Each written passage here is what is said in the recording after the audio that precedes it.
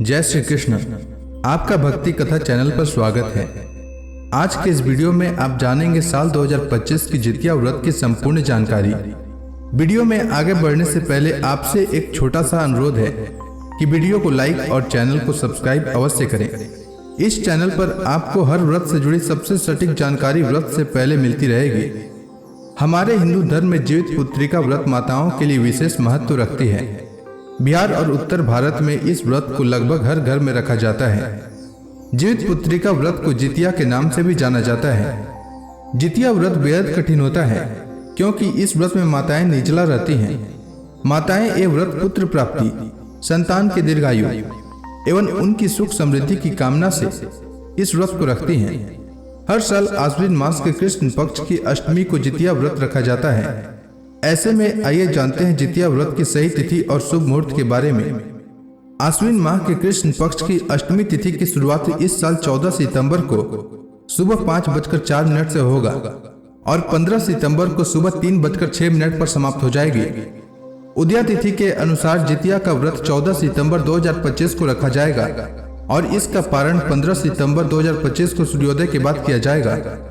जितिया व्रत की पूजा प्रदोष काल में की जाती है, तो 14 सितंबर को प्रदोष काल पूजा का शुभ मुहूर्त वाराणसी में शाम 6:02 से रात 8:24 तक रहेगा। पटना में शाम 5:56 से रात 8:16 तक और दिल्ली में शाम 6:30 से रात 8:50 तक रहेगा। 15 सितंबर 2025 को वाराणसी में सुबह 5:44 के बाद पारण कर सकते हैं। पटना में सुबह 5:35 के बाद पारण कर सकते हैं और दिल्ली में सुबह 6:06 के बाद पारण कर सकते हैं। इसके अलावा अगर आप अपने शहर के अनुसार जितिया व्रत की प्रदोष काल पूजा का शुभ मुहूर्त और जितिया व्रत पारण का समय जानना चाहते हैं तो कमेंट सेक्शन में अपने शहर का नाम लिखिए। मैं आपको आपके शहर के अनुसार पारण का शुभ मुहूर्त और जितिया व्रत की प्रदोष काल पूजा का शुभ मुहूर्त बताने की कोशिश करूंगा। धर्म शास्त्रों के अनुसार इस व्रत को संतान प्राप्ति, उनकी लंबी आयु और सुखी निरोग जीवन की कामना के साथ किया जाता है। इस व्रत को करने से संतान के ऊपर आने वाले कष्ट दूर होते हैं। जितिया व्रत में जितिया व्रत से एक दिन पहले नहाय खाए होता है, जो कि इस साल 13 सितंबर को रहेगा। इस दिन भरपूर मात्रा में पानी वाले फलों का सेवन करें। अनार मौसमी का सेवन अवश्य करें। इससे व्रत वाले दिन आपको बिल्कुल भी प्यास महसूस नहीं होगा। इसके बाद अगले दिन जितिया व्रत के दिन स्नान करने के बाद व्रती प्रदोष काल में गाय के गोबर से पूजा स्थल को लीप कर साफ कर लें। इसके बाद वहां एक छोटा सा तालाब बना लें। तालाब के पास एक पाकड़ की डाल लगाकर खड़ा कर दें। इसके बाद शालीवाहन राजा के पुत्र धर्मात्मा जिमुतवाहन की कुछ निर्मित मूर्ति जल के पात्र में स्थापित करें।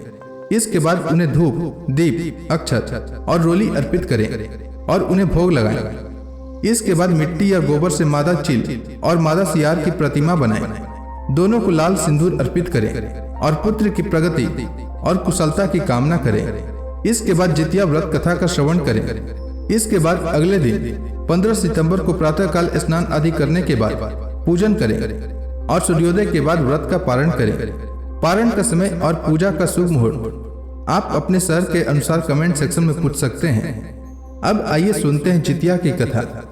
जितिया की एक पौराणिक कथा के अनुसार कहा जाता है कि महाभारत के युद्ध में अपने पिता की मौत के बाद अश्वत्थामा बहुत नाराज था। उसके हृदय में बदले की भावना भड़क रही थी। इसी के चलते वह पांडवों के शिविर में घुस गया। शिविर के अंदर 5 लोग सो रहे थे। अश्वत्थामा ने उन्हें पांडव समझकर मार डाला। वे सभी द्रौपदी की 5 संतानें थी। फिर अर्जुन ने उसे बंदी बनाकर उसकी दिव्य मणि छीन ली। अश्वत्थामा ने बदला लेने के लिए अभिमन्यु की पत्नी उत्तरा के गर्भ में पल रहे बच्चे को गर्भ में ही नष्ट कर दिया।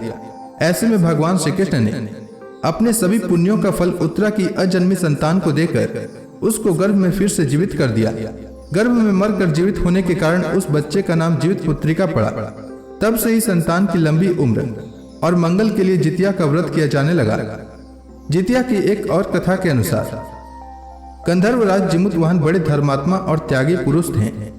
युवा काल में ही राजपाट छोड़कर वन में पिता की सेवा करने के लिए चले गए थे। एक दिन भ्रमण करते हुए उन्हें नाग माता मिली। जब जिमुतवाहन ने उनके विलाप करने का कारण पूछा तो उन्होंने बताया कि नागवंश गरुड़ से काफी परेशान है।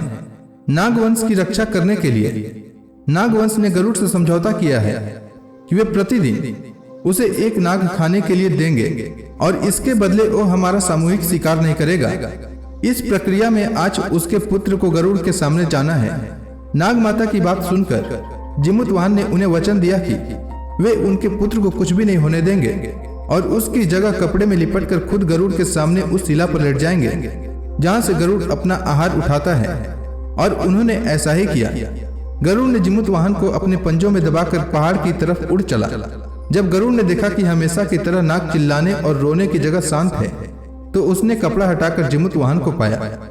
जिमुतवाहन ने सारी कहानी गरुड़ को बता दी, जिसके बाद उसने जिमुतवाहन को छोड़ दिया और नागों को उन्हें खाने का वचन भी दिया। जिस दिन ऐसा हुआ वह अश्विन मास की कृष्ण पक्ष की अष्टमी थी।